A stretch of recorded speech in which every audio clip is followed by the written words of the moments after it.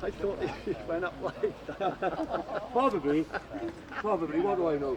Good morning, ladies and gentlemen. We're going to do a little bit of a talk now about what our group is, what we do and how we do it. So if you're interested in German paratroopers, then listen on. So my name's Phil, and the guys with me all portray Fallschirmjäger, which is German paratroopers.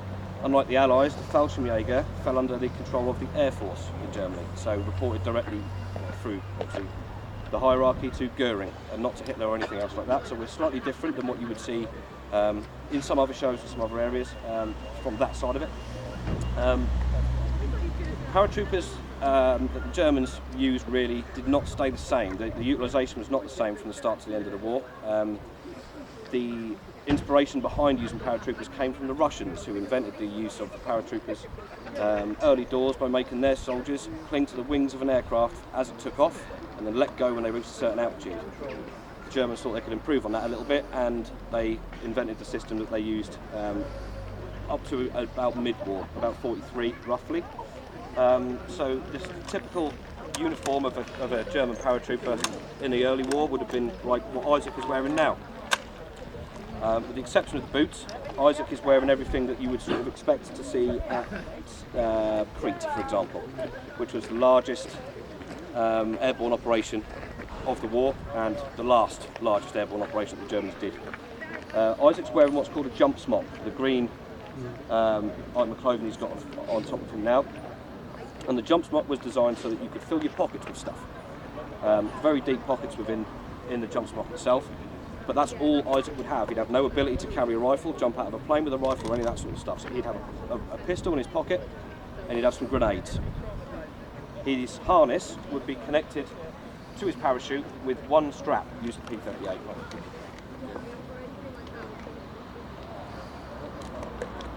So if he turns sideways, one strap connecting his parachute to his harness, sat in the middle of his back, and as a result, he's dangling.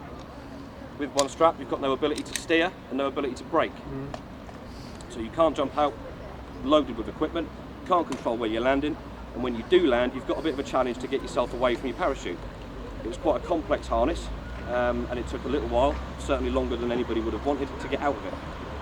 Once you're out of your harness, you need to find your weaponry. The weaponry was dropped in containers, drop canisters that were probably edge of the wall there to about this long. Entirely customisable by the regiment that they were used for.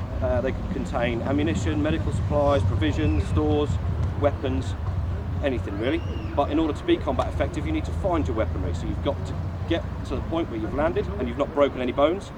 You've got rid of your parachute and your harness, and you've gone to find your drop canister. Then you've got your weaponry and you're good to go. The invasion of Crete was not the way that it was designed to be.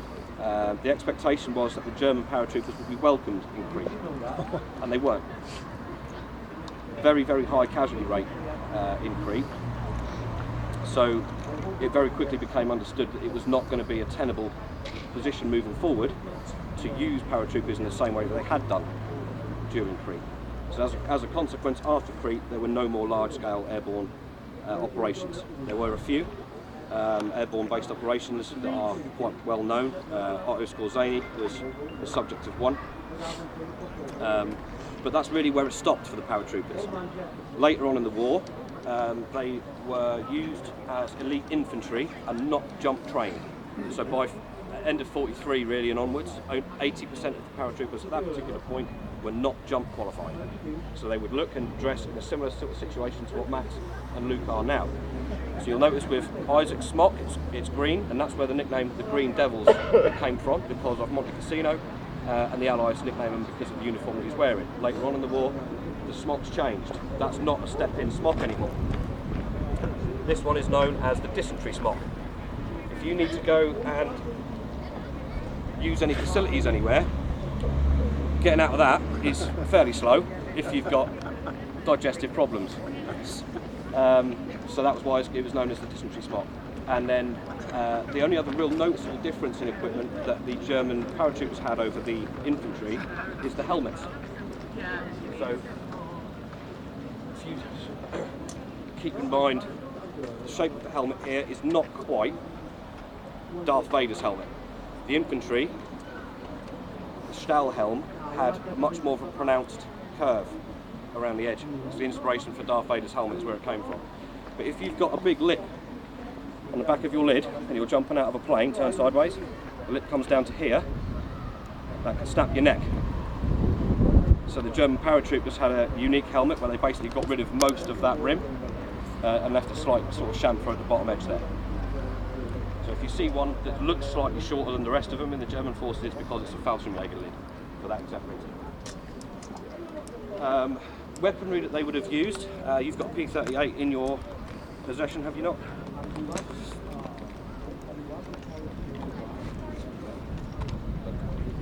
So P38 was the standard issued sidearm for German forces throughout World War II. It is not a Luger. The Luger is the prestigious one. The Luger was not actually very effective. It was intricate, expensive to make, and very hard to keep functioning properly. It had a slightly funky cocking mechanism basically, but this is what would be considered now as more of a traditional design of a topside based pistol. That would be carried in a pistol pouch like this one, hard shell, or a soft leather pouch. The standard issue rifle throughout the Second World War for the German army and armed forces generally was the Mauser K98K. The German weapons numbering system was based around an abbreviation of what the weapon was and the year it was introduced. So K98, Carabiner 1898. So this weapon predates World War I. They call it the K98K because K is an abbreviation of Kurz, which means short, so this became the carbine version when it was revised between the wars, with a slight change in ergonomics of the weapon, but essentially it's exactly the same. So it's a bolt action, 5-round internal magazine rifle.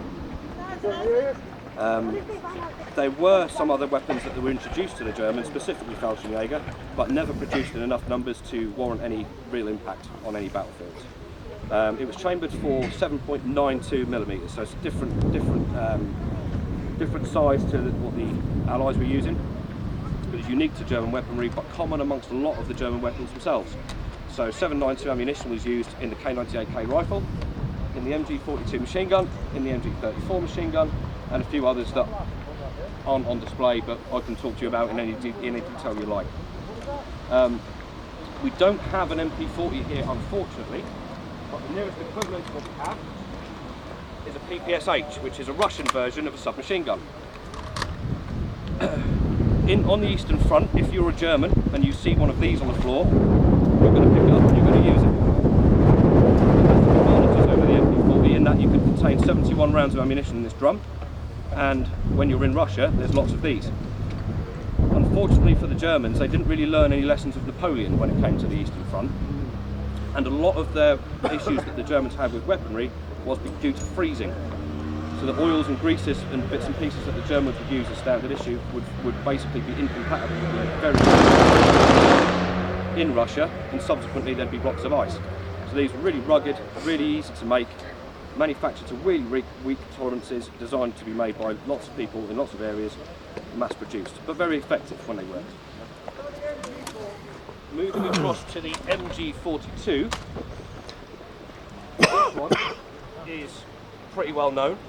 Parts of it are still in use in modern armies today. This was nicknamed by the Allies Hitler's buzzsaw.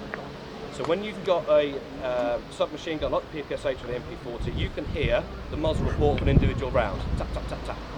This one fired 1,200 rounds a minute, and as a result of that fire rate, you couldn't distinguish the individual sound, so it sounded more like a buzz.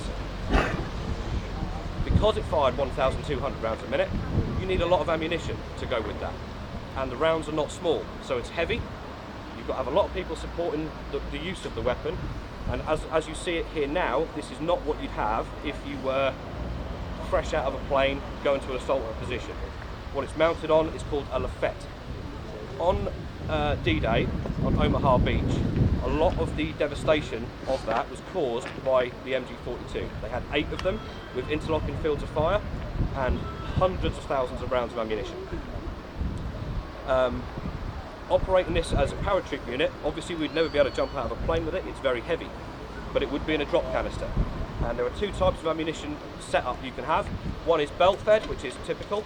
The other one is a drum mag that holds 75 rounds in. And the idea behind that is with 75 rounds you can get some fire down while your friends are getting all the ammo you need to carry on using the weapon. But because it fires a lot very quickly, the barrel gets hot. In films you always hear, oh, get them when they change the barrel. With the MG34, which is down that end, that's a slower process. To change the barrel out of this is very quick. This trapdoor opens, it unhinges the barrel, and with your asbestos glove, you pull out the barrel, you get a new one, put it in, and shut the door. So it's a quick process. Parts of this are still in use in the GPMG, the MG3, which the Germans use now. It has been in the M60 that the Americans had, because it is very effective. Unique features about the Fallschirmjäger that you won't find many places is the fact that we are entirely mobile. So the display that we have is a mixture because we have lots of different members in the group. Our youngest member is 3 years old, so we need some shelter for the 3-year-old. Not here today, unfortunately. So feel free to come and have a chat with all of us, hands on any of the equipment and the kit. Any questions you've got, speak to any one of us. But yeah, you'll see more of us this afternoon, and I hope you have a great day. Thank you very much.